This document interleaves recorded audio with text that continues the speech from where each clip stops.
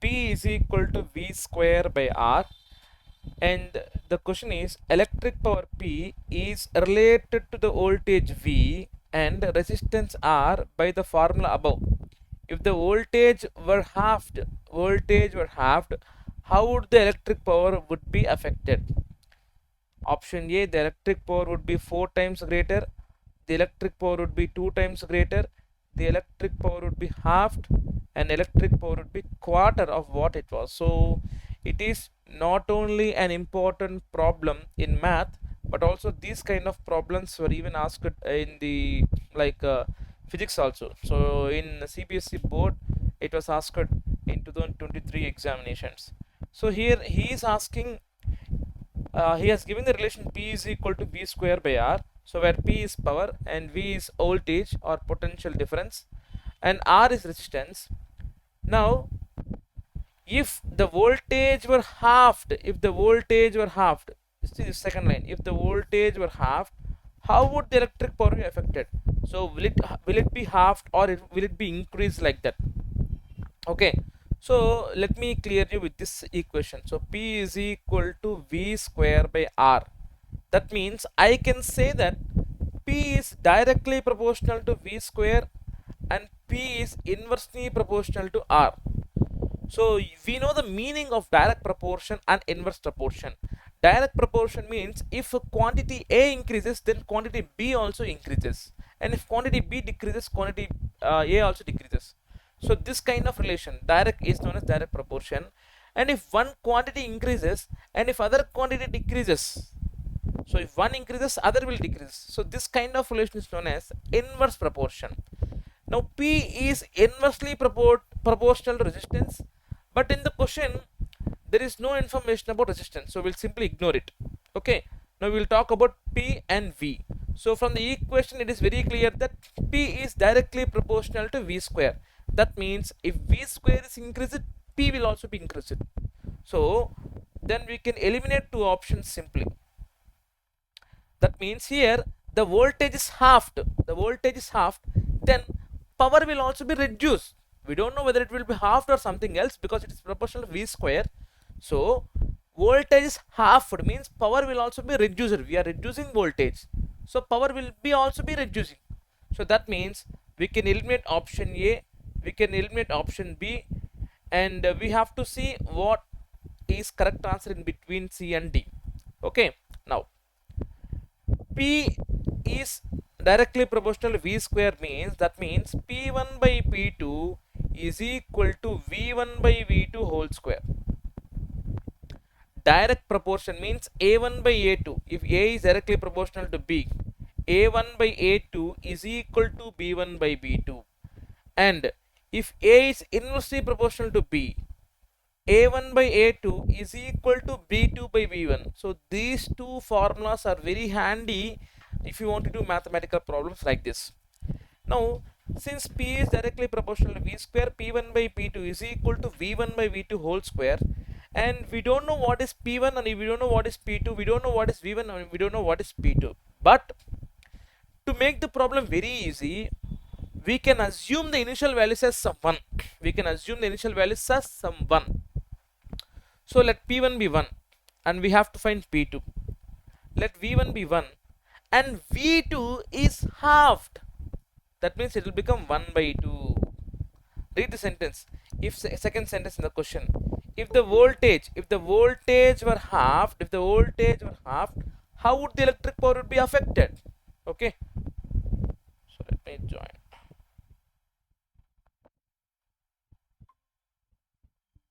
Yeah. So if the voltage is halved, that means initially the voltage is 1. Now it is halved by 1 by 2. So that will become 1 by 1 by 2. So that means 1 by P2 is equal to 1 by 1 by 2 is 2. So that will become 1 by P2 is equal to 4. So 1 by 4 is equal to P2. So initially P1 is taken as 1. Now P2 is 1 by 4. That means it is reduced by quarter. So option D is correct answer. So whatever the problems involving this ratio and proportions, we can assume the initial values as 1 or 100, like that, because that will make the problem very easy. So instead of keeping it as p1 p and p2 as some p dash, so better take it as some 1 or 100 or something like. Okay, you can take numericals, that will become very easy. Okay, so this is the first problem in proportions. Let me go for second problem. Yeah, so even this is also very easy.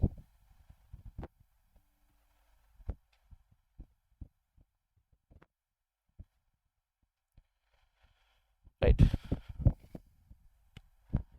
Julie has a square fence that encloses her garden. Square fence.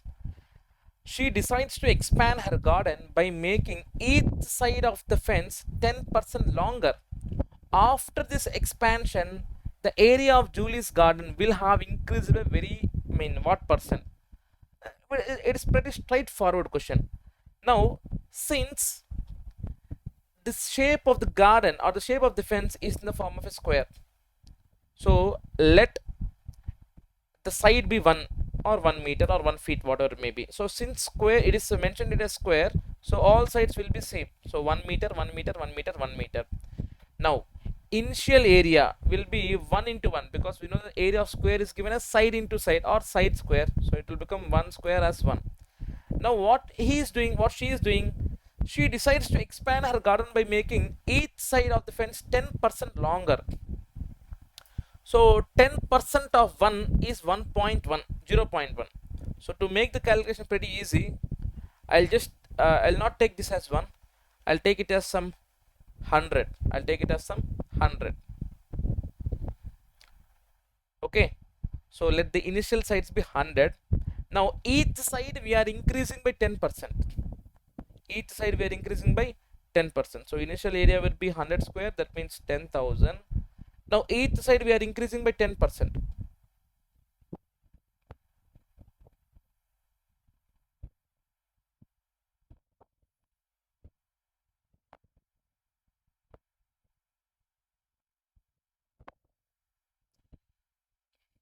Each side we are increasing by 10%. So 10% of 100 is exactly 10. So the new side will become 110.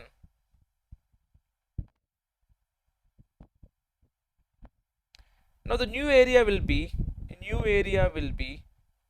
110 square. So 110 square is 11 square is 121. So 12100. So he is asking what is percentage increase. Read the question carefully. Will have increased by what percent? What is the percentage increase? We need to find percentage increase, and we know very easily the formula for percentage increase. So percentage increase, okay, percentage increase, percentage increase is equal to final area minus initial area by initial area into 100. So this is very easy formula. Final value, the percentage change, we can find percentage increase or percentage decrease using same formula. So percentage increase is final value minus initial value, that means net increase by initial value into 100. So using this formula you can get the answer. So 12100 minus 10,000 by 10,000 into 100. So we get two zeros, two zeros, let's cancel. 12,000 minus 10,000, so it will be 2,100 by 100. So the answer is 21%. So option B is the correct answer, option B. So pretty straightforward formula. Percentage increase means final value minus initial value by initial value into 100, or we can even write as net increase by initial value into 100. If it is percentage decrease, we'll write it as net decrease by initial value into 100. Okay, right, we'll move on to third question.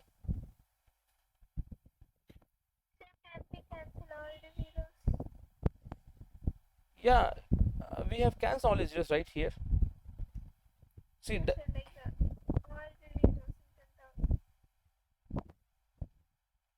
let me explain you.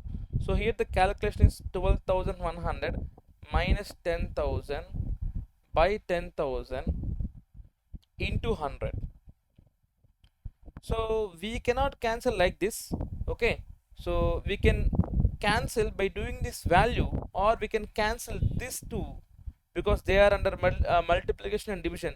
One is in numerator, one is in denominator, and since it is a multiplication, we can cancel. But if you want to cancel this value, this fraction, so we have to find the total value. So 12,100 minus 10,000 will become 2,100 by 10,000 into 100. So then we can cancel two zeros and two zeros. So directly all the four zeros will be cancelled, and the answer is 21%.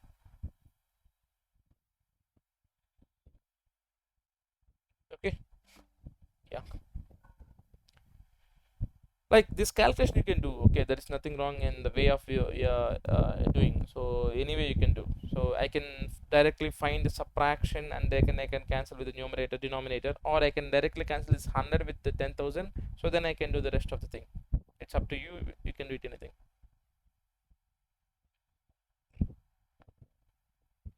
Coming to the third problem, I think even this is also same kind.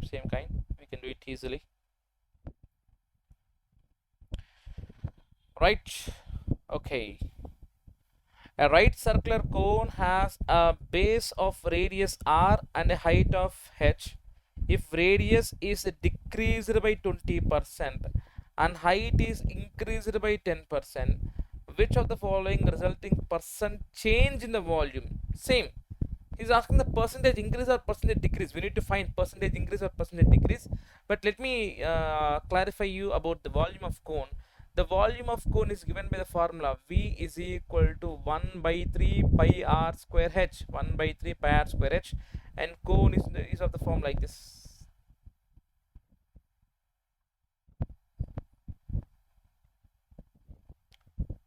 So this is known as radius, and this height, vertical height, is known as h, and this slant height is L. And in this question we are not talking about the slant height, we are only bothered about radius and height. So volume of cone is given by the formula 1 by 3 pi r square h. It is exactly 1/3 of a cylinder volume. If cylinder and cone are of same radius and same height, so if we can able to fit 30 liters in a cylinder, we can able to fit 10 liters in a cone. So the cone is actually a 1/3 of cylinder. Cone is actually 1/3 of cylinder. Like we can put 3 cones in one cylinder.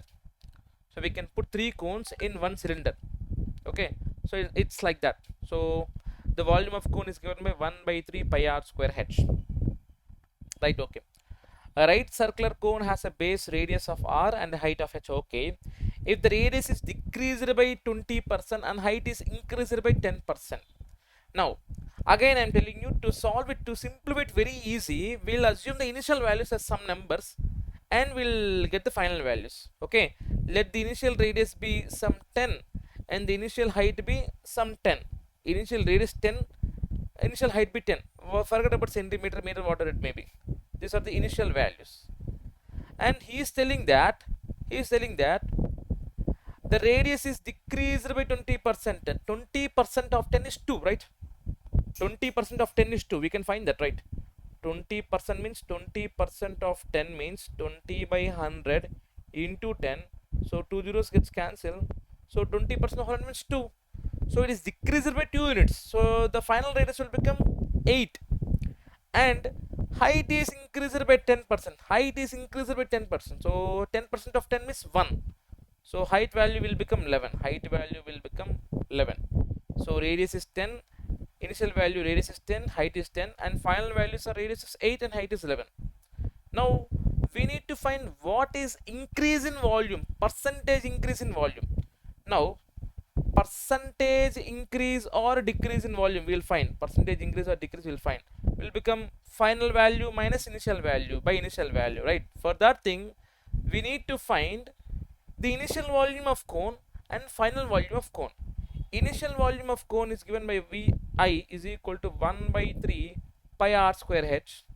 So 1 by 3 will keep pi it as pi and r as 10 square and h as 10 cube 10.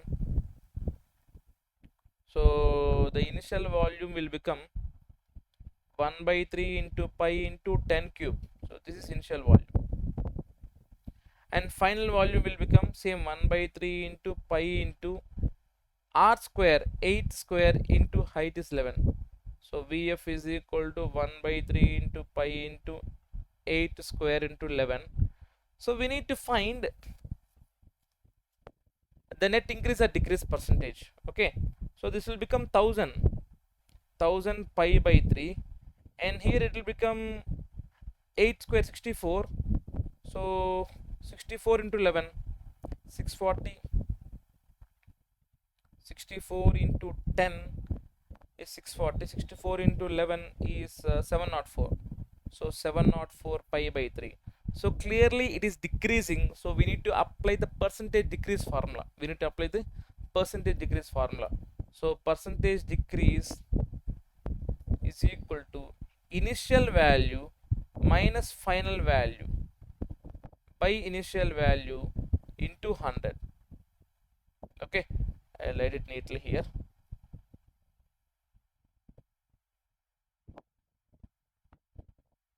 I'll write both the formulas. Percentage increase is given by final value minus initial value by initial value into 100. So we need to apply this formula whenever there is increase in percentage, increase in value, and here the value is decreasing, right? Here the initial value is 1000 pi and final value is 704 pi. So we need to apply percentage decrease. So percentage decrease will be initial value minus final value by initial value into 100. So here initial value is 1000 pi by 3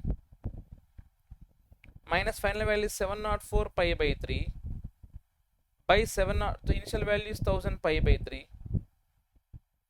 into 100. So 1000 pi minus 704 pi, 296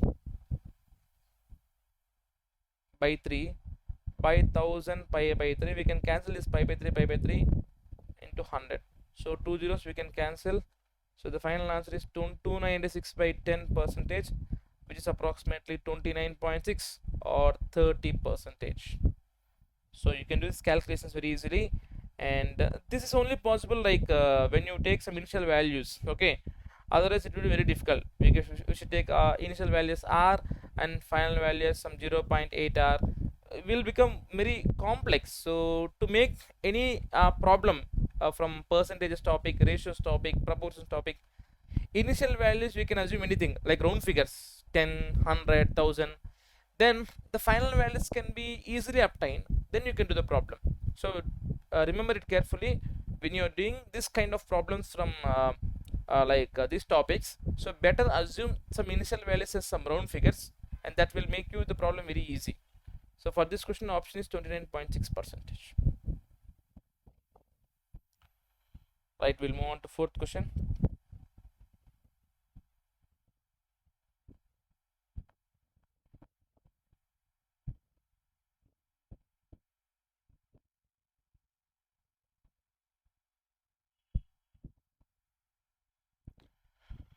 Right, question number 4.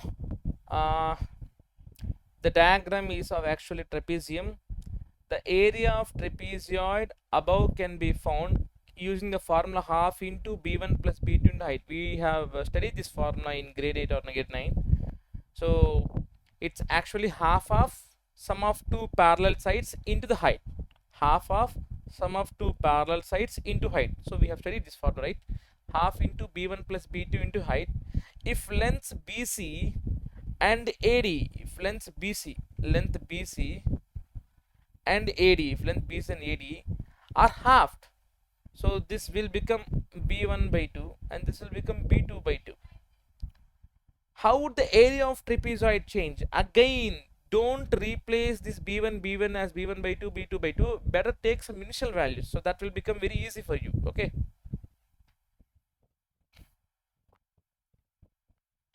Now see here. So we'll take the initial values of the side B1, B2 and height as some B1 as some 10, and since it's a trapezoid we cannot directly take b2 as some 10, that will become a square, so let it be b2 as some 20. okay, let b1 will be 10 and b2 is 20, and h is will take the 10. So these are the initial values. Now coming to final values, he is saying that if the lengths BC and AD are halved, so half means, so B1 will be 5, B2 will be 10, and height is doubled, so H will be 20. H will be 20. We need to find change in area. Okay, now, so what will be initial area? Initial area will be half into B1 plus B2 into H. This is the formula, and since we are finding initial area, so we will take the initial values of b1, b2 and h. So that will become half into 10 plus 20 into 10, so half into 30 into 10, 300, so that will become 150.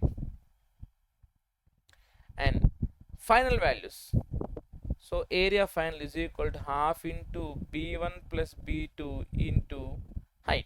So here we need to take b1, b2 as final values. Okay, so half into 5 plus 10 into 20, half into 5 plus 10 into 20, so half into 15 into 20, so 2 ones are 2 tens are, that will become 150. So surprisingly, there is no change in area. The initial area is 150 and the final area is also 150. So since there is no change, the area would be the same. So option B is correct. I hope you got the question. So again, I'm telling you, whatever may be the problems involving this percentage change or the initial values and the final values, so radius is increased by 2 times like that, better take initial values some as round figures and we'll get final values easily, and with using those values we can solve the problem. Okay, so moving on to the fifth problem.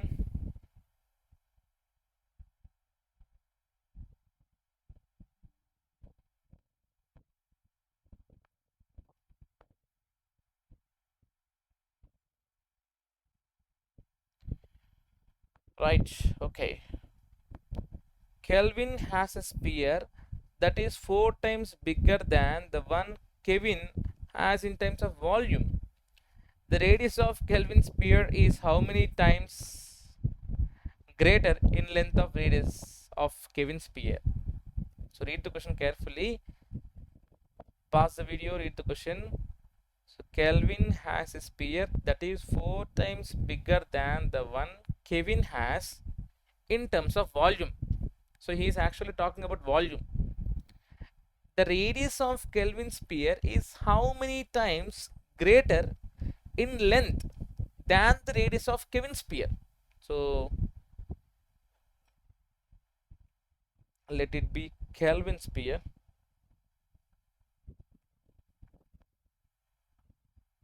and let this be Kevin's sphere.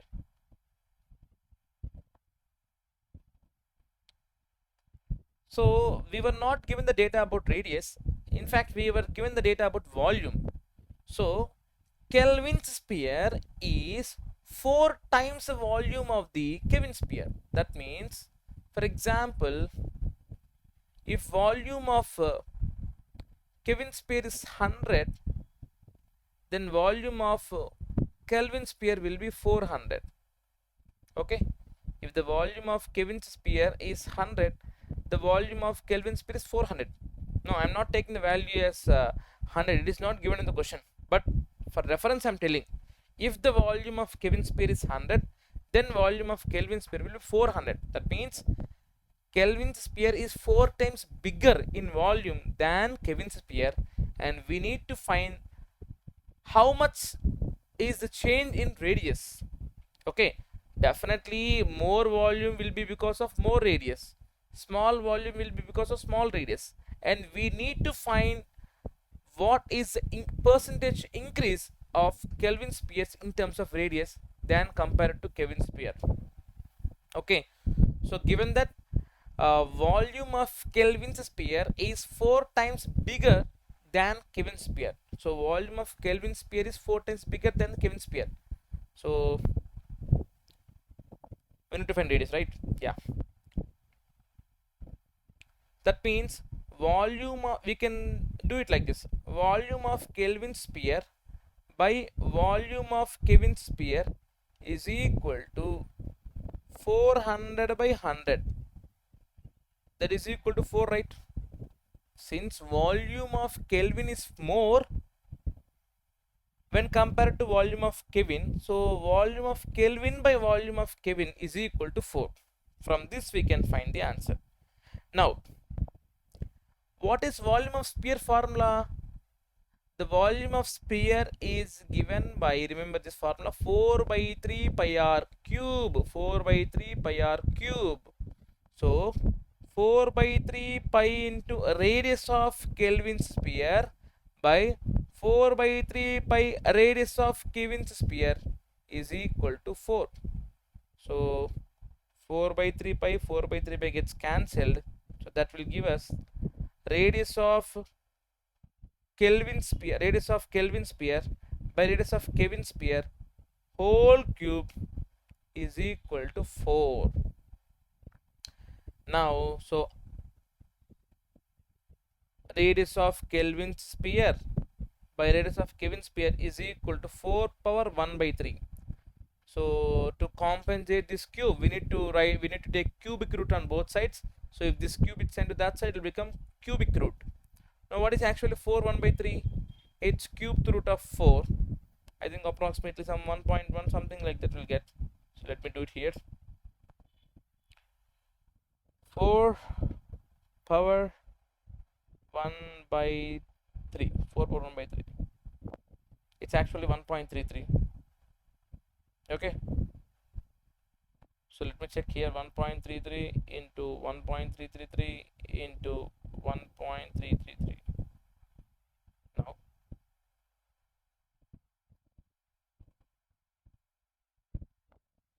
4 power 1 by 3 we need to find. So I think it's very hard to do it here. 4 power 4 power 0.333. Yeah, 1.58 approximately. Okay. So radius of Kelvin sphere by radius of Kelvin sphere is equal to 1.58. That means a radius of Kelvin is approximately 1.58 times radius of Kelvin sphere. So almost 50% greater than Kelvin sphere. So 1.59 is the answer we got in option B, 1.59. So these type of calculations you should take the help of calculator. Without that we cannot get perfect value. Easy. If you know the formula of volume of sphere, that will be very easy. And remember, volume of sphere is given by 4 by 3 pi r cube. And in the previous problem we have discussed about volume of cone, that will be 1 by 3 pi r square h, because cone is a figure which involves radius and also height, whereas sphere is a figure which is completely depending upon a single term called radius. Although sphere is a big solid, a balloon type, and it is only dependent on single term radius. So from center to any point it is radius, radius, radius, radius, radius, like that. So sphere volume is completely dependent on only radius, whereas cone, it is dependent on radius and also height.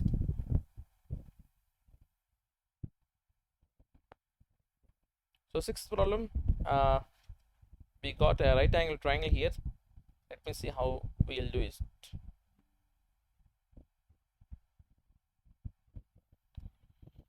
Yeah, pretty interesting question. Let me drag it here.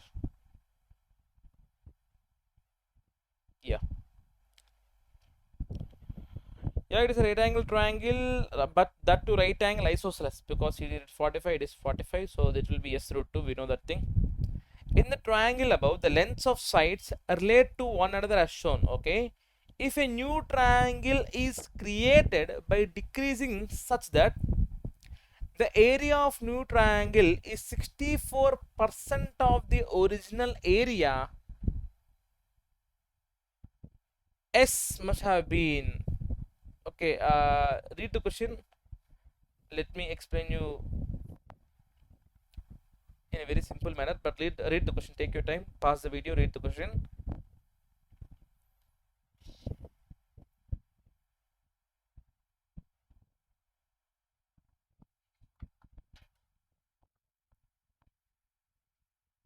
Okay, let me explain you. Here we got one right angle triangle whose side is given as some s and s. That means right angle isosceles. So if it is s and if it is s, we know that by using Pythagoras theorem, we'll get hypotenuse as square root of opposite square plus adjacent square. So that will be root of 2s square. So 2 is not a perfect square, so it will stay like that, and s square will become s, so root 2s or s root 2. Okay, so this is the data we can conclude.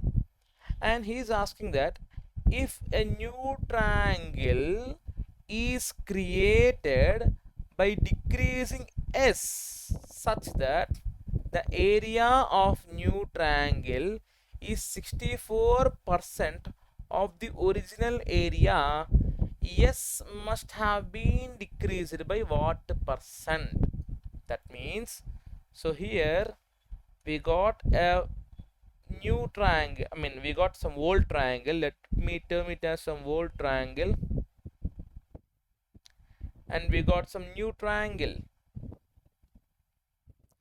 Now here the side is given as s s s root 2. Here the side we don't know, we will assume it as some x and x. This will be x root 2 by default. But the thing is, we need to find this x is what percentage reduced, I mean what percentage decreased than s. Okay, what percentage reduced by s. And we were given the data that area of new triangle is 64% of the original area. So area of new triangle is 64% of area of old triangle. That means area of new triangle is equal to 64 by 100 into area of old triangle. So area of new triangle can be found as, we know that since it is a right angle triangle, we can directly use half base into height. So half into base is x, height is x. So x in x will be x square, x times x will be x square, is equal to 64 by 100 into half into same area of whole triangle can be found by base into height, where base is s, height is also s, so it will become s square. So half gets cancelled. Okay, so then that will become x square is equal to 0.64 s square. So if we take square root on both sides, that will become 0.8 s. That means the new side is 80% of the old side, so that it is decreased by 20%. New side is 80% of old side, that is it is decreased by 20%, it is decreased by 20%. So option B is correct answer, because he is asking to find what percentage decreased. Okay, so read the question carefully, represent the sentence in an equation format like this. So it is very clearly given that area of new triangle is 64% of original area. Area of new triangle is 64% of area of old triangle. Then we'll get the answer. Okay, hope you understand. So right, yeah. For question 7 to 8, refer to following. Excuse me, sir. Yes.